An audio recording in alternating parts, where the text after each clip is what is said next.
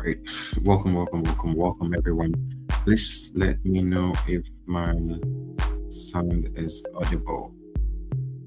Let me know if it's audible.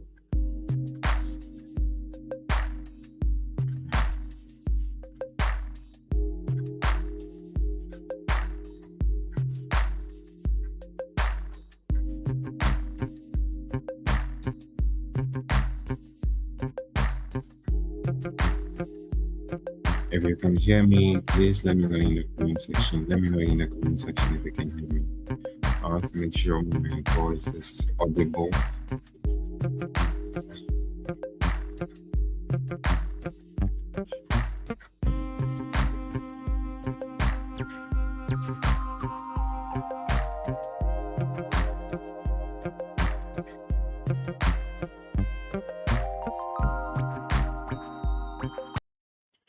All right. Can you hear me? Is my voice audible? Okay, let me see what we have in the comment section. This I'm audible. Okay, thank you. Thank you. All right. So thank you all for joining. I'm not going to waste time. We're just going to zoom right into it. All right. And so this is what I have titled as Feudalism 2.0. Feudalism 2.0. Now, in this particular webinar, I'm going to show you the architecture of the modern world, how the modern world, is not an accident, how that everything you see today has already been, and we are going to see the parallels of what is now and what was, right? And so without really wasting much time, let me just quickly get into it. Now let's begin with a short exercise, right? Let's begin with this very short exercise. So imagine you are living in Europe some 1,000 years ago. So talk about in the 5th century, about let's say 1400s, right? And you live in Europe, and let's say around that time you are born to a family. Now, the prevailing life that existed at the time was such that whenever you are born into a family, your future is already decided. Once you are born into a family, your future is already decided. It is guaranteed. Whether it is good or bad, it was already guaranteed.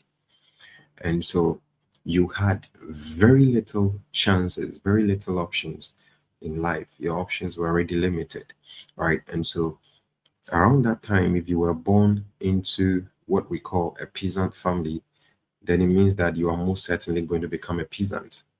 If your father was a blacksmith, then it means that you're also going to grow up to become a blacksmith, right? Now, around that time, if your father was serving as a lord, that means that you were also going to grow up to serve as a lord, And so society was built on chance, not it was solely chance. You didn't really have a choice. It was life that decided for you.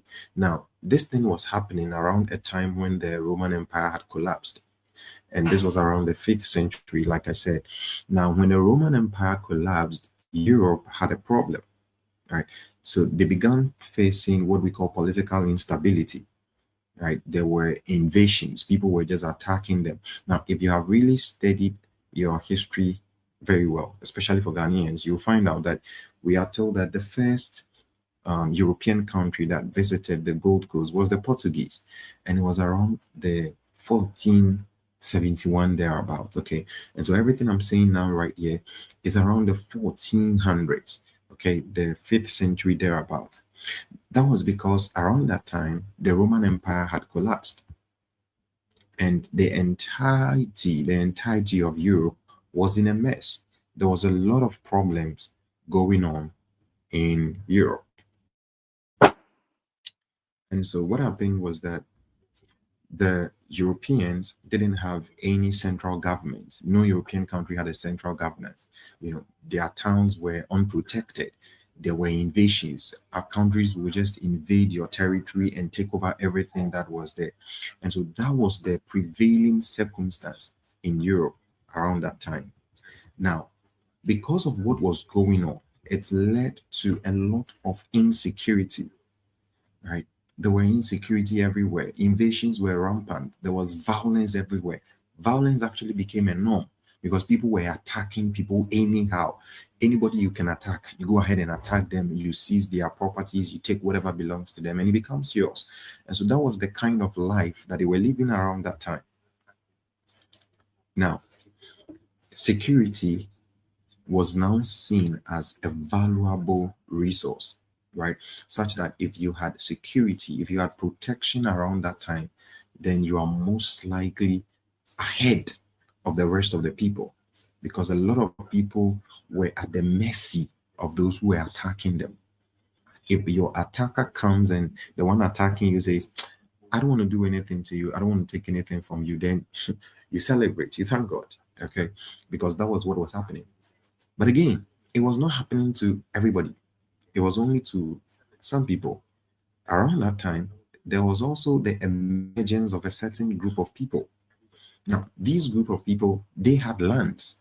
They had been able to acquire lands because it was almost like a period where the fittest were the only surviving people, right? What we call the survival of the fittest. And so those who were surviving were those who were fit, those who had the armory, those who had an army, those who had lands for food. And that was a period where a certain class of people, very few of them, right, they had lands that they were using to grow their food. Again, they also had armed men, they had weapons, and they had hired people who were protecting their space. All right. And so that was what was going on. Quick one, let me share the link to my community. Just a quick one.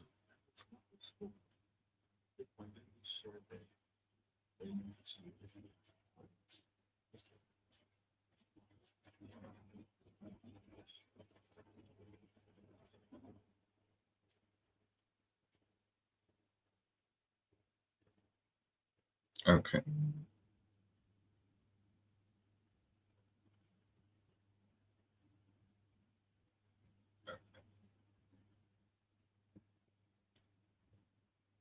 All right, now back to it. And so this was around the time when these groups of people were now beginning to appear as the powerful people of the time, right? They were now seen as the powerful people of the time because they had something that was valuable to the rest of the people.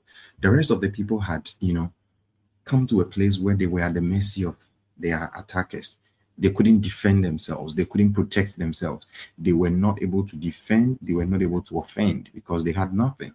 No lands, no security, no protection, no inheritance, nothing, you know. And so these groups of people who had armed men, they had lands for food. They were now seen as the powerful people of the age. They were seen as the powerful people of the time. And what did they do? Again, they also had what we call castles. At that time, because of the way they were fighting and because of warfare and all of that, they were using castles. The princes, the kings, they used to live in castles. And that was because the castle provided some level of fortification, some level of defense against their enemies. And so and one of the things we see is for the people who lived in castles, they usually create what we call a moat, right? A moat was like a hole that they dig around the castle, and it was purposely designed to let attackers fall into those moats, And so they were safe living in the castles. And so around that time, the people who had castles were also safe, you know. And when that happened, then those who didn't have anything, Abraham Maslow told us, right, that security is a need for every human. And so what the people did was they started approaching those who had lands, right? Those people who didn't have anything, they now started approaching those who had lands, those who were able to provide security. And they said, look, we want to work on your land for you, right? So that when we work for you, you will provide us with security, so that you will give us food. We will work your land, you give us food. You provide security and protection for us. Okay. And so they voluntarily came in. Now, around that same time, some of them were actually taken as captives of war, and so they were also working the lands. Now, this system over time, it became solidified.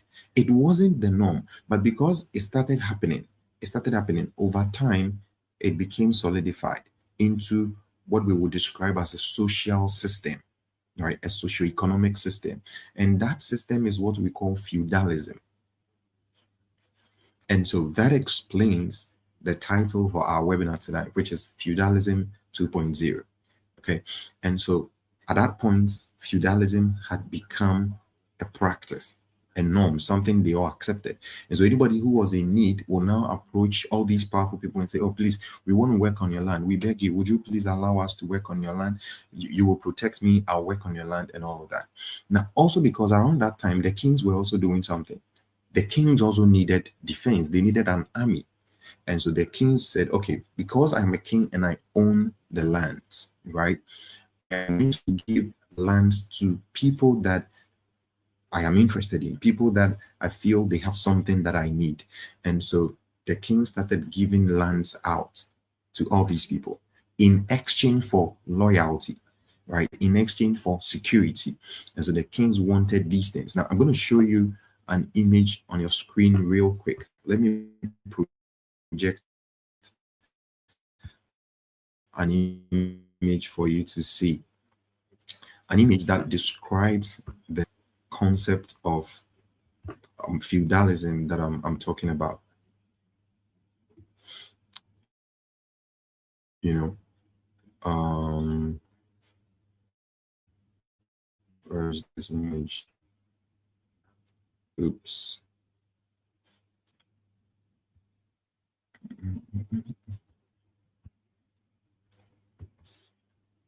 Uh, okay, I'm not seeing it yet, but I'll pull it up for you to see. I'm going to show you something now. What the kings were doing is not something that was new. In fact, in biblical times, it was something that was actually happening. And so, if you read a book of Esther, right, and let me show you here.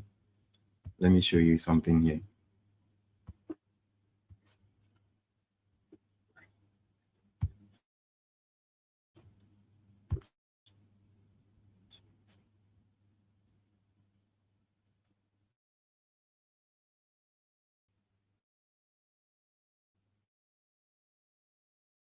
And then show you something here.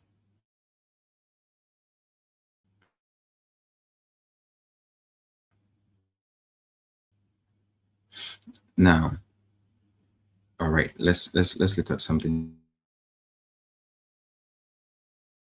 in delights to honor, right? And so around that time, there were people who had done things for the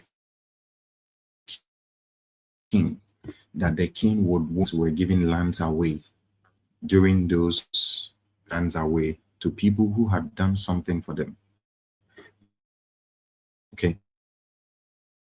And so now Haman said, okay,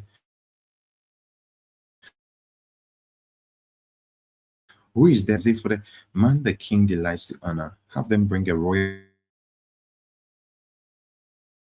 princess. He says, let them robe the man the king delights to honor. Now,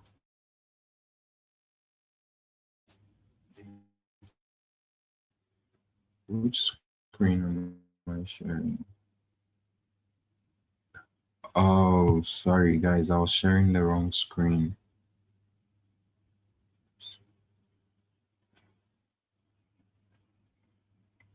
Mhm.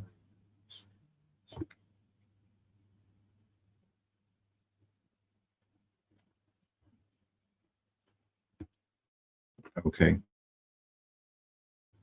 So this is Haman and the king having a conversation, having this the king is telling Haman all these things. He says, then let the okay, I learned the network was not good. He says, then let the robe and horse be entrusted to one of the king's most noble princes. Let them robe the man that the king delights to honor and lead him on the horse through the city streets, proclaiming before him, this is what is done for the man that the king delights to honor. Right. That's exactly what I wanted to show you.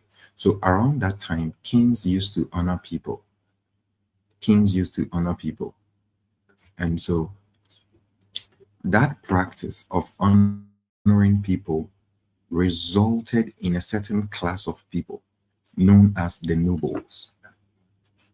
And so the nobles in the 5th century were the people that the king honored. They were people who had something that the king needed. They were people who had done something valuable for the king that the king would like to honor, right? Um, I learned the network is breaking. Like to honor. And so all these people became a second tier, a second class on the um in the feudal system. They were like the second layer in the feudal system. And so in the feudal system, we had what we call the kings or the monarchs at the top of the hierarchy.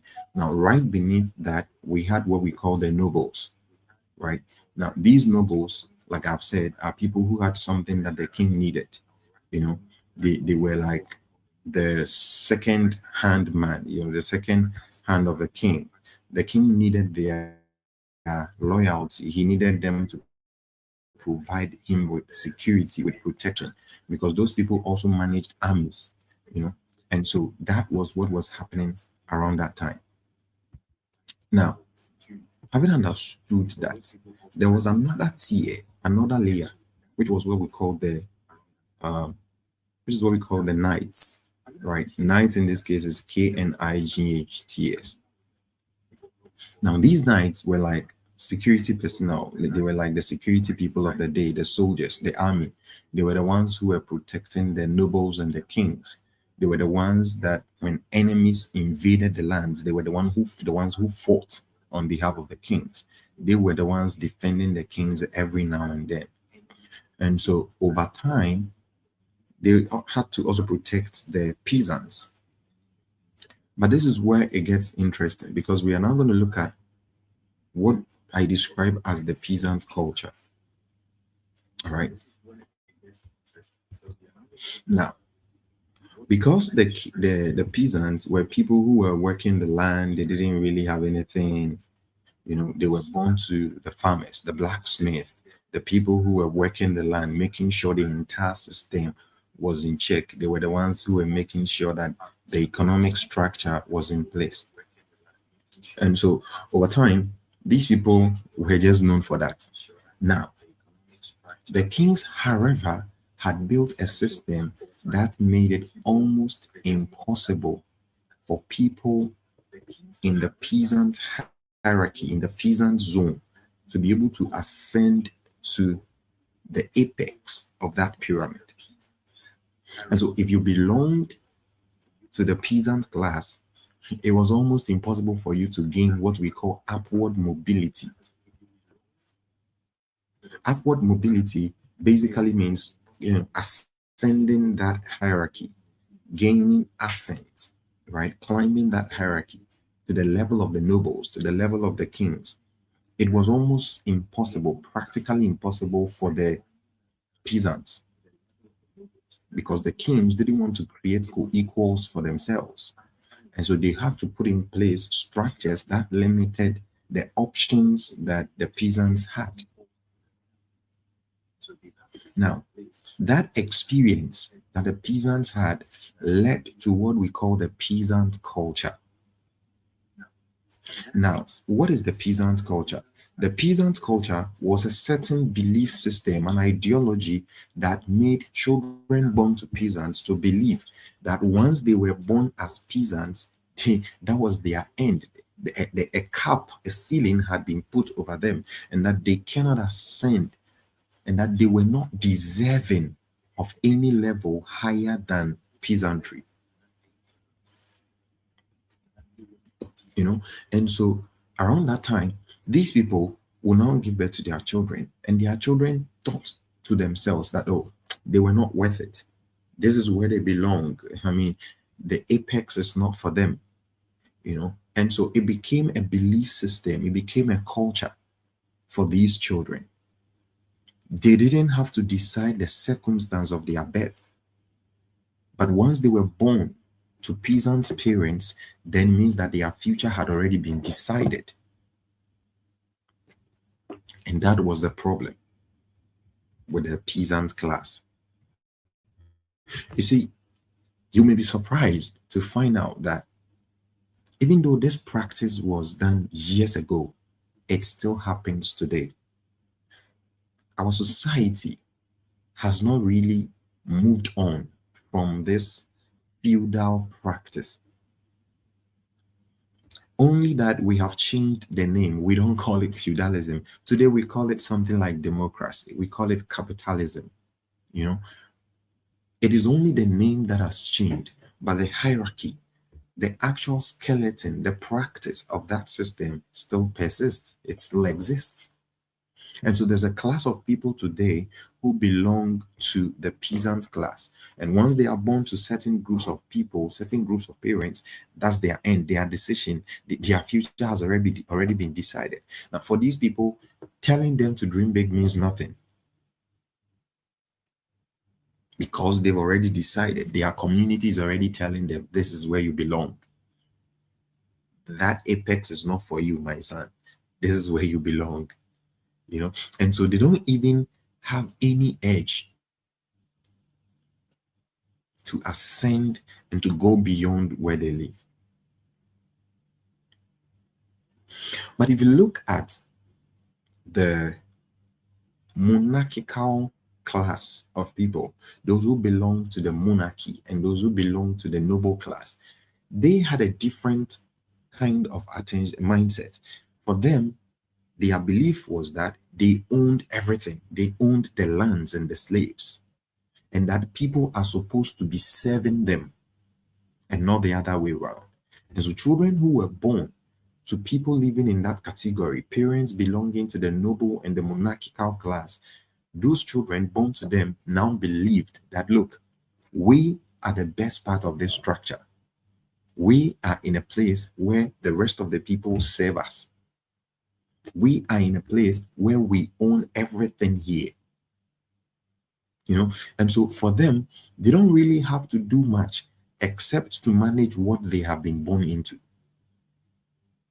And so the circumstance of their birth also decided how their life was going to turn out.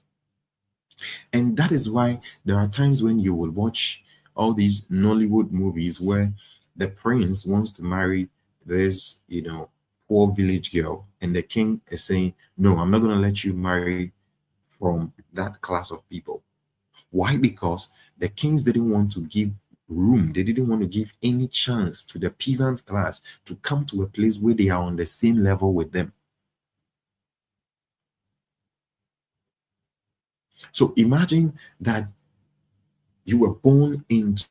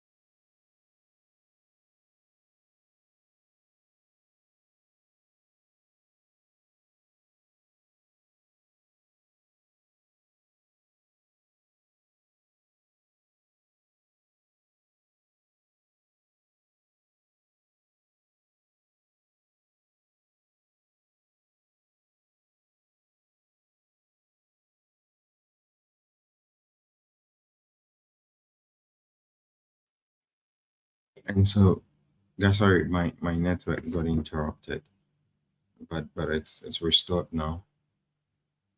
And so, like I was saying, back to the peasant thing.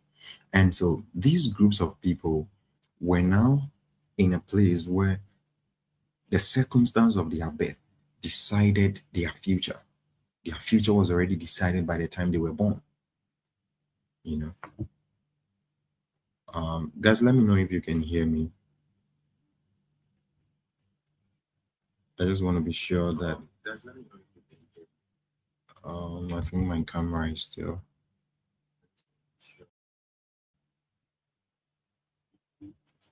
Okay.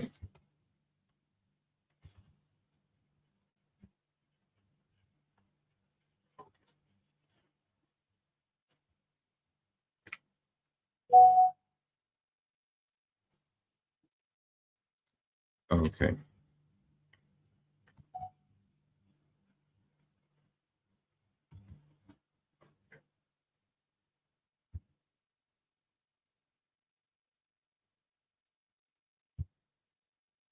All right. I think it's okay now.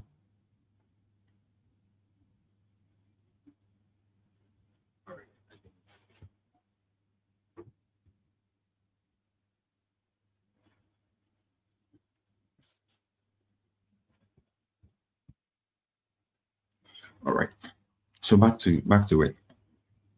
And so these people who belong to the peasant class, right? They had a certain type of curriculum. The education of the peasants was different from the education of the nobles and of the monarchs. So the monarchs had a certain type of education that they were giving to their children, and the peasants also had a different type of education.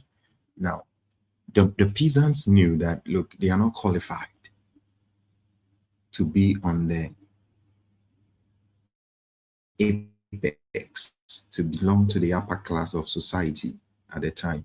And so that was the kind of education that they gave to themselves. The kind of information, the knowledge, the education that they gave to their people was the kind that will restrict them, that will limit what they can do, you know. And so everything that they were taught was to be able to conduct themselves in a manner that keeps them in the peasant class. And that is why it is extremely difficult for anybody to break out from the peasant class and ascend that apex to come to a place where the nobles live. It is extremely difficult.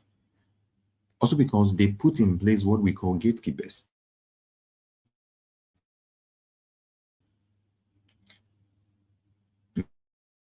Now, all these gatekeepers are the ones that will question, so there's nothing you belong here. They were the ones that made sure you remain in the peasant class. And I know that is hard to take, right? That may be hard to take. But the truth of the issue is that sometimes these gatekeepers, they come to you as friends. These gatekeepers, they come to you like family. They come to you like your own thoughts. And so sometimes you want to take a step and then your own thought is telling you, do you really think this thing is worth it? Do you really think this is where you belong? You know, and so your own mind is now beginning to play the role of a gatekeeper. Why? Because you have been educated, you have been indoctrinated to believe that you don't deserve that level, that you don't belong there. You know,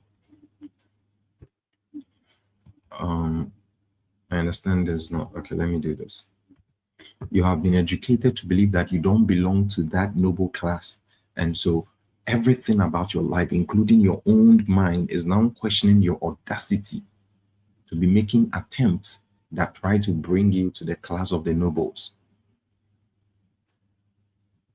And that is why it has become so difficult for anybody to break out. Way, because what was happening in feudalism 1.0 in the 5th century, there was a way that peasants could get access or to join the noble class. There was a way. And one of the ways they did that was that a peasant must be extremely competent or talented, or must have a skill that was in high demand, a skill that was needed by the king or by the noble. That was one of the escape routes for the peasants. And so, for those people who belong to the peasant class, if the kings or the nobles found out that, oh, this particular slave is so good, is so competent, is so talented, they now begin to adopt you into their own class, or they give you a special treat, a special role. And that is where we had the knight class. These were like the soldiers, the security people. So when they find out, oh, this peasant is so strong, he can fight, he can be a warrior, then they will now give you something like a promotion. And then you will join the knights, the warriors, so that you are no longer a slave. And so for the peasants, they now started thinking, okay, I don't want to be peasant again. I want to join the knights. Because for them, that was how they defined freedom. For them, freedom was exiting the peasant class. They thought that belonging to the knights class was also freedom. But that was not the case, because even if you are a knight, you are still serving beneath different layers of people. And that was what they didn't realize. And so for most of them, the highest they could go was to be a knight. Now, even in our Ghanaian context, let me give you an example. I'm sure most of us have heard stories about how the Ashantis intermarried with the Northerners. Why? Because they found out that the Northerners back then had a certain genetic traits. They were thick, tall, and all that. And the Ashantis were very short. And so what happened with the Ashantis was that, again, the Ashantis were a powerful kingdom. And so what they did was they had to intermarry. They had to bring people from the north to marry their own female so that they could give birth to people who were sort of giants, right? And so that was also another way that the peasant class was able to join the nobles. But even in some circumstances, in some situations, even after those things, they were still pushed aside and said, look, this is what we needed. You can now go back to your peasant class. That was what they were doing with the peasants. And so they had built what we call the peasant culture. The slaves, they had built a peasant culture, and they used to tell themselves, look, ours is to work the land. Ours is to work the land. And I figured that in every industry, it's like a pyramid. Every industry is like a pyramid. And the people who work the land, the people who are at the bottom of that pyramid, they are the less paid. However, they are also the most hardworking, because they are the ones who have to be doing all of the job. they have to be performing all of the tasks, but they were the less paid. In every industry, it is in every industry. The janitor, the carpenter, the mason. So there's that hierarchy across industries, across societies. And they don't want people from that class to be able to come to that level. Now, let me tell you something that is even more controversial. Today, I am telling you that nothing has changed. It's the same thing. We have only rebranded it. That is why today there are so many immigration laws.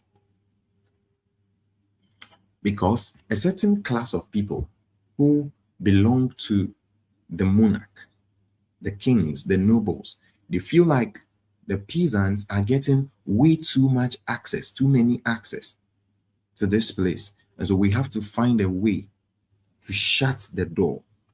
If not to shut it, make it more difficult for these people to get access to this place. And so when you go to bed, you wake up and you see on the news and you hear all these things, don't think it is a mistake. It is strategy. It is because the architects of these systems are trying to make sure that not a lot of people have access to their economies, to their countries. They don't want you to ascend that pyramid.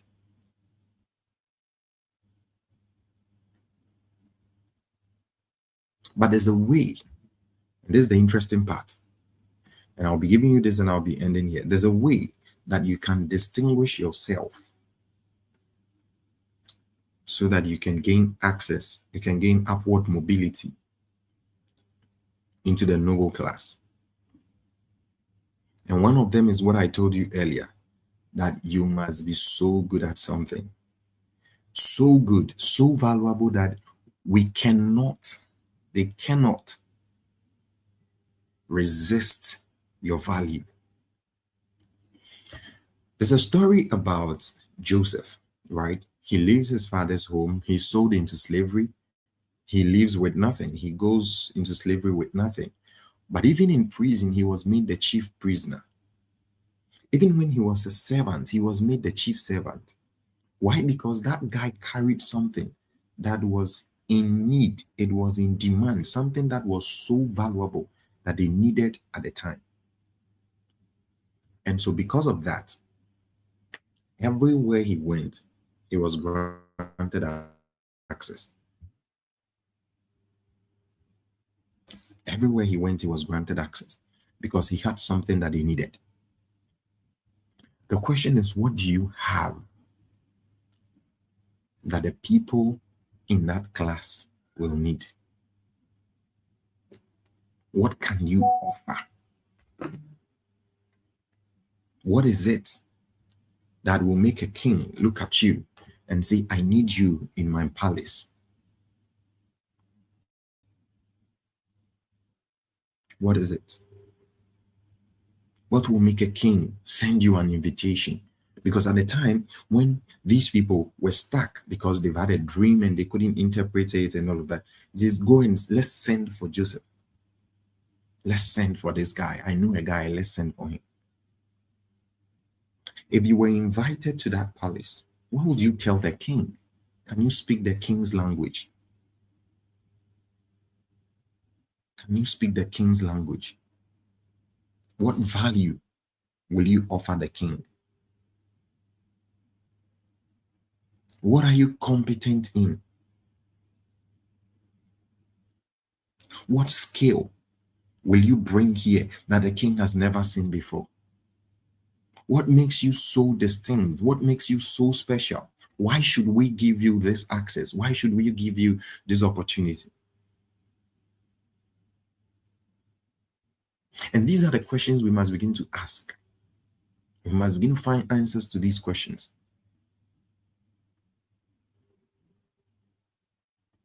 But then again, We must also begin to ask ourselves, where are the escape routes? Where are the escape routes that can catapult you from the peasant class to the noble class or to the monarchical class? Because there are always windows that lead you into an upper class. Except that the more they find out that, look, the peasants are taking advantage, then they try to make it smaller. They want to make it more difficult for these people to have access. And so we must begin to ask ourselves, how do we find these windows? And even when we have found these windows, what do we have to offer? What do we have to offer?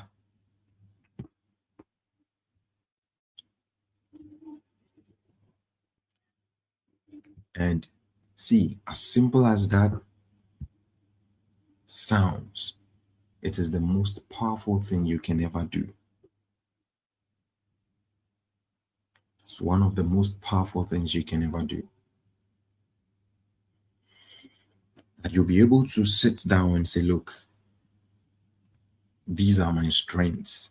And I want to become so competent in this field that nobody who is king in this domain will be able to resist my relevance, my value. Look, windows of opportunities close to people. Others also get invites. Why do you think some people get the invitation and others are doing everything they can, but they cannot enter that space?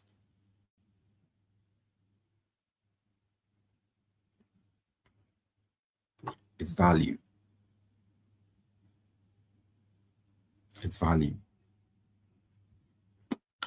I think we should do a part two of this. I have to join another meeting. Time is far gone, and so I'm gonna pause this here, but I definitely will schedule another meeting, a part two of this, where we will really delve deeper into this, because I think this is very useful. All right. Um, my time is far gone, and so I'm just gonna end this particular live, and then hopefully I'll schedule a part two, and then we will delve deeper into it. But I'll make this live available on the channel so you can get access to it.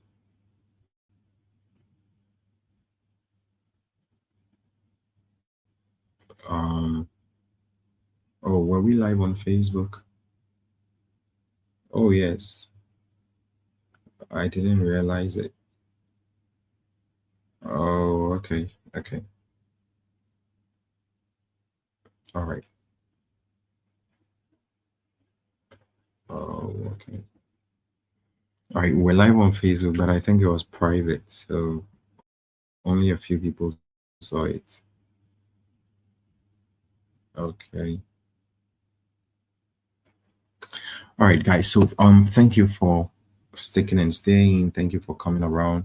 But unfortunately, I'm gonna have to end this session here. Hopefully, we are gonna convene a part two of this session where we will delve deeper into how to gain upward mobility in this feudal-like system of the modern world, right? Cheers, guys. If you have any questions or any comments, you can leave them in the comment section and then I'll respond to you. But until then, I've got to go. Cheers.